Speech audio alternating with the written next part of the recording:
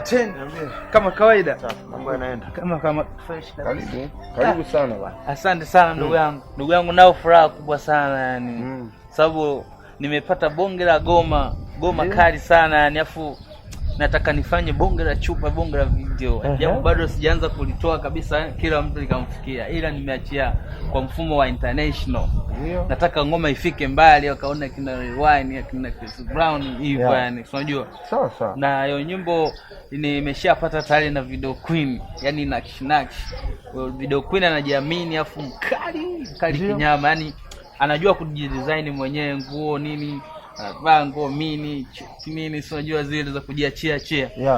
Kwa sababu nataka nikaishoot kwenye swimming pool. Yani hata nikiwa yani mtu akiwa anaangalia anasema kweli huyu jamaa kaamua kweli kuwekeza hela zake. Sawa. Unajua Belkisi, mimi katika masuala ya uimbaji mimi sikupingi. Unajua na unajua kupangilia vitu na kila kitu. Lakini hiyo video yako na unasema unataka iwe international, ina maana watu watakuwa wamevaa uchi, wamevaa chupi, wako mashanga nje. Yaani kifupi watakuwa nusu uchi. Sasa kwa maadili hapa kwetu Tanzania ni mtihani.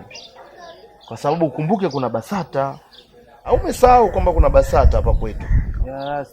Mimi niliangalia sana mbele, sijaangalia sana ndani kwamba itakuwa hivi itakuwa vile. Mimi nilikuwa jicho langu liko mbali, kwa hiyo kwa huku ndani sana sijaangalia. Hapo ukumbuke nyimbo ukishatoa umeshatumia gharama kibao.